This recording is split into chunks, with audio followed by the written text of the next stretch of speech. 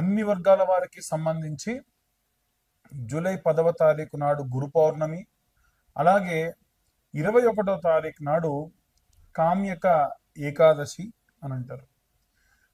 మనకున్నటువంటి ఎన్నో రకాలైనటువంటి కామ్యకమైనటువంటి కోరికలు, కామ్యము అంటే కోరికలు, ఏకాదశి నాటి వరకు అంటే ఈ యొక్క జూలై 21వ తేదీ వరకు మనం ఏదైనా దీక్ష పూని అది పూర్తవడం కానీ లేదా కంటిన్యూ అవ్వడం కానీ లాంటివి చేయడం మంచిది. ఎలాంటివి చేయాలి, ఎలాంటి ప్రతిఫలాలు దక్కుతాయి అనేది ఇప్పుడు మనం తెలుసుకుందాం. అయితే గురు పౌర్ణమి నాడు వీలైతే గురు చరిత్ర పారాయణం కానీ లేదా హనుమత్ చాలీసా పారాయణం కానీ దగ్గరలో ఉన్న అర్చక స్వాముల ద్వారా చేయించుకోండి. లేదు సామూహికంగా ఎవరైనా చేయించుకోదలుచుకుంటే కింద ఉన్న నెంబర్ కాంటాక్ట్ చేయండి. మేమే జూలై మాసంలో ప్రత్యేకంగా రామాలయంలో ఈ యొక్క హనుమత్ చాలీసా పారాయణాన్ని చేయడం జరుగుతుంది. ఇదొకటి.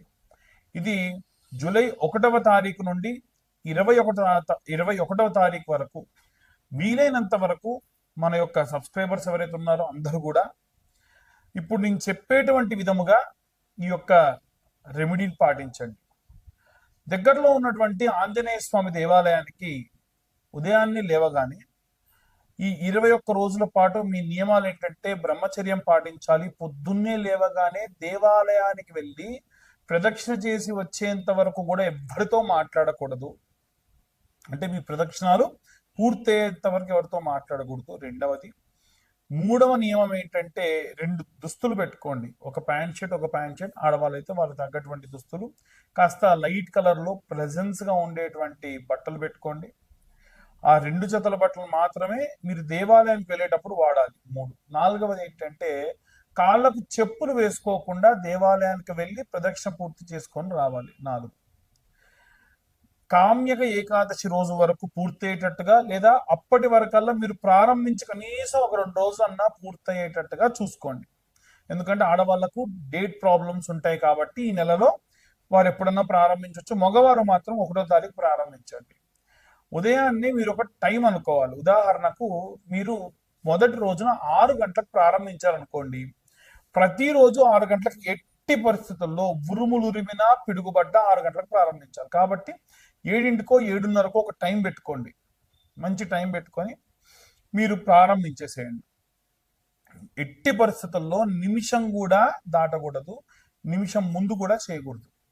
అయ్యో హడావిడిగా నాకు పని ఉంది, తొందరగా వెళ్ళాలి, నో వే. ఒక టైం పెట్టుకున్నారంటే ఆ టైంకే వెళ్ళాలి.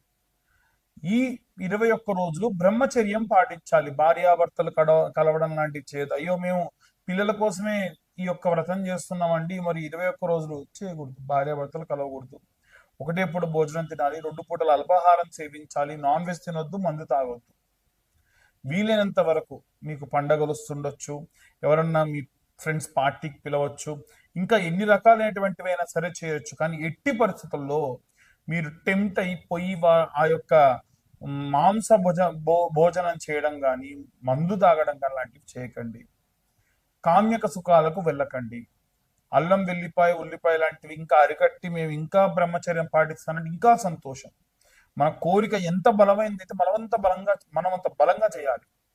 ఈ 21 రోజుల పాటు 21 ప్రదక్షిణాలు దగ్గరలో ఉన్న ఆంజనేయ స్వామి దేవాలయానికి నేను చెప్పిన విధంగా కాళ్ళకు చెప్పులు లేకుండా బ్రహ్మచర్యం పాటిస్తూ ఎవరితో మాట్లాడకుండా లేవగానే ఎవరితో మాట్లాడకుండా మీరు ఈ యొక్క రెమెడీని ప్రారంభించి ప్రదక్షిణాలు అయిన తర్వాత ఎవరన్నా పలకరిస్తారు, మిమ్మల్ని డిస్టర్బ్ చేద్దామని చూస్తారు, మధ్యలో ఉన్న వెహికల్ వచ్చి మిమ్మల్ని తగిలి మిమ్మల్ని తిడతారు, అయినా సరే ఎవరితో మాట్లాడొద్దు.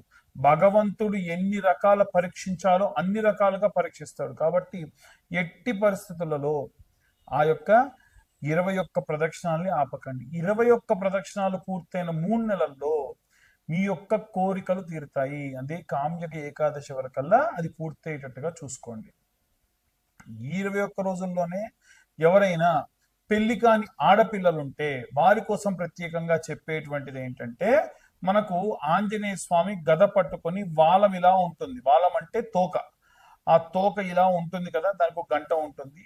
ఆ ఫోటో తెచ్చి పెట్టుకోండి. ఒక మంగళవారం నాడు ప్రారంభించండి ఈ జూలై నెలలో ప్రతి చోట కూడా సింధూరం కాస్తంత వెన్నెలో కానీ లేకుంటే సంపెంగ నూనెలో కానీ అలా కలిపి చెమేలి తైలు అంటారు, కలిపి అలా తీసి పెట్టండి. ఇలా 21 రోజుల పాటు రోజు ఒకసారి బొట్టు పెట్టాలి, ఒకసారి హనుమాన్ చాలీసా చదవాలి, అంతే, ఏమీ లేదు. అయిపోయిన తర్వాతకి స్వామివారికి మీ ఇష్టమైనటువంటి సేవ చేసుకోండి. వస్త్రాలు ఇవ్వగలిగితే వస్త్రాలు, ఆకు పూజ, వడమాల, లేకుంటే రోటుమాల, సింధూరార్చన, అభిషేకం, అది కూడా మన్య సూక్తంతో అభిషేకం, ఏవి కుదిరితే అవి చేయండి. ఇలా వీరు ఈ యొక్క కామ్యక ఏకాదశి ఉన్నటువంటి రోజులలో గనక ఈ రకమైనటువంటి దీక్షలు చేసి ఈ రకమైనటువంటి రెమెడీస్ పాటించడం వలన శీఘ్రంగా మీరు అనుకున్న పనులన్నీ కూడా పూర్తవుతాయి.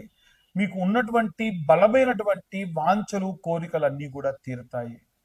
అందరూ కూడా ఈ యొక్క రెమెడీస్ పాటించి సంతోషంగా ఉంటారని కోరుకుంటున్నా. ఇవన్నీ కూడా మేము గోచార రీత్యా ఎన్నో రకాలైనటువంటి వెరిఫికేషన్స్, ఫిల్టర్స్ చేసి మీ దాకా తీసుకురావడం జరుగుతుంది. మీ దాకా ఈ వీడియో వచ్చింది అంటే ఖచ్చితంగా మీరు రెగ్యులర్గా ఫాలో అవుతున్నారు అని అర్థం. కాబట్టి ఇంకా కూడా మెరుగైనటువంటి రెమెడీస్ మీకు అందజేసే ప్రయత్నం చేస్తా. ఎవరైనా సరే పూర్తిగా మీ యొక్క జాతకం విశ్లేషణగా ఒక గంటన్నర పాటు మీ జాతకం గురించి మాట్లాడుకోవాలి. ముందేం జరగబోతుంది, గతంలో ఏం జరిగింది, దశ, అంతర్దశ, విదశలలో గోచార రీత్యా నవాంశ, ఇలాంటివన్నీ కూడా మీకు ఒక పీడిఎఫ్ ఫైల్లో 60 నుంచి 65 పేజీల్లో మీకు అందించడం జరుగుతుంది. ఈ యొక్క జాతకం కోసము కేవలం 2025 రూపాయలు చెల్లిస్తే పూర్తిగా మీ యొక్క జాతకం తెలుసుకోవచ్చు. కింద ఉన్న నెంబర్కు కాంటాక్ట్ చేసి మీ యొక్క డీటెయిల్స్ అన్ని కూడా పంపించి మాతో డిస్కస్ చేయొచ్చు. ఇక అందరూ కూడా ఈ రెమెడీస్ పాటించి ఎంతో సంతోషంగా ఉంటారని కోరుకుంటున్నాను. చాలా మంది కరుంగలి మాల గురించి అడుగుతున్నారు. ఈ యొక్క పాతాళ మురుగన్ దేవాలయంలో ఇచ్చేటువంటి కరుంగలి మాలలే అక్కడ 1600, 1200 ఉన్నాయండి. మీరు ఎలా మాకు 1116లకు ఇస్తున్నాను అడుగుతున్నారు. మేము 1116లకే ఇస్తున్నాము. మాకు వచ్చేది 800 రూపాయలు. దేవాలయం వాళ్ళకి అదే 800 రూపాయలకి ఆ దేవాలయానికి సంబంధించిన వ్యక్తులే తయారు చేసి ఇస్తారు. వాళ్ళు దేవాలయానికి మెయింటెనెన్స్ కి ఎక్స్ట్రా ఛార్జ్ వేస్తున్నారు. మనం పూజాది క్రతువులు చేసిస్తాం కాబట్టి, అంటే ప్రతి సోమవారం కూడా మనం అభిషేకంలో పెట్టిస్తాం కాబట్టి దానికోసం అని చెప్పి మనం కూడా 1116 మాత్రమే ఛార్జ్ చేస్తున్నాము. పూర్తిగా మాలకి 1116 ఛార్జ్ చేస్తాము. సోమవారం కంటే ముందే మమ్మల్ని కాంటాక్ట్ చేస్తే మీరు మీ యొక్క పేరు, డేట్ ఆఫ్ బర్త్, టైం లేదా మీ యొక్క గోత్రనామాలు ఇవ్వడం వల్ల మీకు ఈ యొక్క మాలను అందించడం జరుగుతుంది. సర్వే జనా సుఖినో భవంతు. స్వస్తి. శ్రీమాత్రే నమః. శ్రీ గురుభ్యో నమః. తదుపరి కర్కాటక రాశి. కర్కాటక రాశి వారికి సంబంధించి జూలై నెలలో ఉన్నటువంటి గురు పౌర్ణమి రోజు కానీ అలాగే కామ్యక ఏకాదశి ప్రత్యేక తిథులలో ఎలాంటి ప్రతిఫలాలు ఉంటాయి, మనం ఏమేం చేసుకుంటే మంచిది, ఉన్నటువంటి ఆ తిథులని మనం ఎలా యూటిలైజ్ చేసుకుంటే మంచిది అనే విషయాన్ని ఇప్పుడు మనం తెలుసుకుందాం. ఈ వీడియో ప్రత్యేకంగా మీకు జరిగే సంఘటనల గురించి కంటే కూడా జరగబోయేటువంటి ఇబ్బందులని, కష్టాలని దాటి వేసుకోవడం ఎలా అనేటువంటి విషయాన్ని ఎక్కువగా డిస్కస్ చేస్తూ ఉన్నాం. ప్రతి వీడియోలో మనం చెప్తూ ఉంటామండి, చదువుకునే విద్యార్థులకు కానీ ఉద్యోగస్తులకు కానీ మీకు ఆ ప్రాబ్లం వస్తుందేమో, ఈ ప్రాబ్లం వస్తుందేమో, జాగ్రత్తగా ఉండండి. మా ఆస్ట్రాలజర్స్ అందరూ చెప్పేది కామన్గా ఇదే. కానీ మరి వచ్చేటువంటి ఇబ్బందులు ఎలాంటివైనా రానివ్వండి, అన్నీ తీసుకెళ్ళిపోయి, ఉదాహరణకు మీరు ఏమి అంటే బాగా ఇబ్బంది పడుతూ చదువుతున్నారు, మీకు అర్థం కావట్లేదు, మీకున్న సమస్యలన్నీ తీసుకెళ్ళి మీకు ఇష్టమైన టీచర్ ముందు పెట్టి, సార్ నాకు ఈ ప్రాబ్లం ఉంది, నేను లిటరల్గా సరెండర్ అయిపోతున్నాను, మీరే నాకు ఏమైనా సరే చెప్పండి అంటే ఎంత బాగా ఆ యొక్క టీచర్ మనకి టీచ్ చేస్తారు, ఎంత మంచి సలహాలు ఇస్తారు. కాబట్టి మీరు కూడా ఇప్పుడు భగవంతుడికి మొత్తం అంతా కూడా దాసులైపోండి. లిటరల్గా స్వామివారికి సరెండర్ అయిపోయి మీ సమస్యలన్నీ చెబుతున్నారు అన్న భావనలో ఉండండి. ఈ కర్కాటక రాశి వారికి సంబంధించి చంద్రుడు రాష్ట్రాధిపతి, ముఖ్యంగా చంద్రుడికి అధిదేవత తో సహా ప్రత్యధి దేవత, అధిదేవత వచ్చేసి జలనిధి దేవత అయితే ప్రత్యధి దేవత గౌరీ స్వరూపం. కాబట్టి కర్కాటక రాశి వారు ఈ మాసంలో ప్రతి శుక్రవారము, గురువారము, ఆదివారము వీలైతే దగ్గరలో ఉన్నటువంటి ఏ అమ్మవారి దేవాలయం ఉంటే ఆ అమ్మవారి దేవాలయానికి, మన గ్రామ దేవతలు ఉన్నా పర్లేదండి, ఎప్పుడు కూడా దేవాలయానికి వెళ్ళినా, గురువుల దగ్గరికి వెళ్ళినా, చిన్నపిల్లల దగ్గరికి వెళ్ళినా, గర్భవతుల దగ్గరికి వెళ్ళినా ఒట్టి చేతులతో వెళ్ళకూడదు. కాబట్టి నిప్తహస్తం నజాయితే. కాబట్టి వీరందరి దగ్గరికి, ఎవరి దగ్గరికి వెళ్ళినా సరే ఒట్టి చేతులతో వెళ్ళకూడదు. కాబట్టి ఏ దేవాలయానికి, అమ్మవారి దేవాలయానికి వెళ్ళిన, ఉదాహరణకు మన ఇంటి పక్కనే కాళీ దేవాలయం ఉంది, ప్రసన్న మహాకాళి దేవాలయం ఉంది, లేదు చిత్తారమ్మ తల్లి దేవాలయం ఉంది, లేదు మనకు రేణుకాయలమ్మ తల్లి దేవాలయం ఉంది, అది కూడా కాదు మహాలక్ష్మి అమ్మవారి దేవాలయం ఉంది, ఏ అమ్మవారి దేవాలయం, గ్రామ దేవత, పొలిమేర దేవత, ఏ దేవత దేవాలయం ఉన్నా మీరు కుంకుమ, పసుపు, వక్కలు, తాంబూల చరవణానికి వీలైనటువంటి ఖర్జూర, తమలపాకులు, పండ్లు, గాజులు, చీర, ఏవి ఈ పదార్థాల్లో ఏదో ఒకటి తీసుకొని నేను చెప్పిన వారాల్లో ఆదివారం కానీ, గురువారం కానీ, శుక్రవారం కానీ తీసుకొని వెళ్ళి అమ్మవారి దగ్గర పెట్టేసి అమ్మవారికి వీలైతే కుంకుమార్చన, అర్చన, లేదు అక్కడ కూర్చొని శ్రీమాత్రే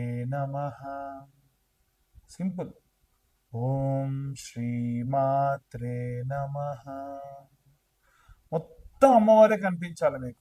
అక్కడ ఉన్నటువంటి చిన్న పిల్లవాడు, పెద్దవాళ్ళు, గుడి, గంట, దేవాలయం, బ్రాహ్మడు అంతా అమ్మవారి స్వరూపంగా భావించండి. ఎలా ఉంటుందనంటే మనం ఆ శ్రీమాత్రే నమః చదువుతున్నప్పుడు అమ్మవారి ఒళ్ళో మనం పడుకుంటే అమ్మవారు మనల్ని జోకొడుతూ, ఎవరైనా సరే పిల్లలు వేరే వాళ్ళు వచ్చి మనల్ని కొట్టాలని చూస్తే పడుకుంటున్నారు, డిస్టర్బ్ చేయకుండా వెళ్ళండి అని ఎలా పంపిస్తుంది తల్లి, అలా అమ్మవారు కాపాడుతుంది. కాబట్టి ఈ నెల రోజుల్లో, ఈ వారాల్లో నేను చెప్పిన విధంగా ఈ యొక్క అర్చనాది క్రతువులు చేసుకోవడం మంచిది. అన్ని వర్గాల వారు కూడా ఎలాంటి రెమెడీస్ తీసుకోవాలి అనే విషయాన్ని ఇప్పుడు మనం తెలుసుకుందాం.